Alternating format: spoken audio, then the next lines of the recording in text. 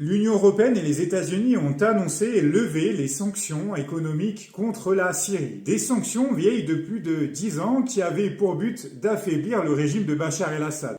Alors, les sanctions économiques et financières sont une arme fréquemment utilisée et qui ne date pas d'aujourd'hui. À l'Antiquité, déjà, Athènes empêchait les marchands, les commerçants venant de ces cités ennemies d'accéder à son marché.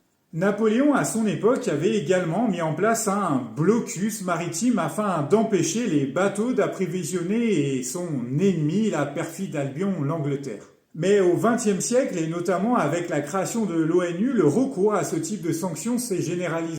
Cuba est ainsi sous embargo depuis les années 60 et l'arrivée au pouvoir de Fidel Castro.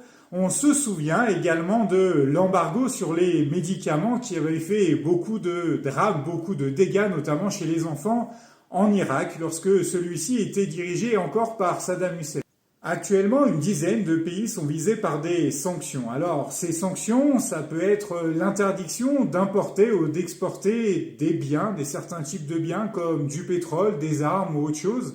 Ça peut être également l'interdiction de territoire des ressortissants de ces pays. On refuse alors de leur délivrer des visas. Ça peut être également le gel des avoirs financiers ou la saisie des biens immobiliers de ressortissants de ces pays à l'étranger, ou encore l'exclusion du système SWIFT qui permet de réaliser des virements internationaux. Les deux pays les plus touchés par les sanctions internationales actuellement en 2025 sont la Russie avec près de 1500 sanctions prononcées différentes et l'Iran en deuxième position. Jusqu'à présent, la Syrie arrivait au pied du podium. Le Venezuela, Cuba, la Corée du Nord ou la Biélorussie sont également concernés.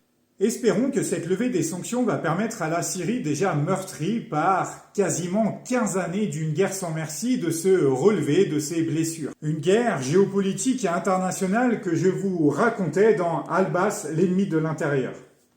Et d'ailleurs, dans mon prochain roman, qui est en cours de finalisation, je vous emmènerai dans un autre pays placé également sous sanctions internationales, mais dans un autre continent, cette fois-ci en Amérique du Sud. Alors, abonnez-vous pour me suivre dans cette nouvelle intrigue policière et d'espionnage qui débute au Venezuela.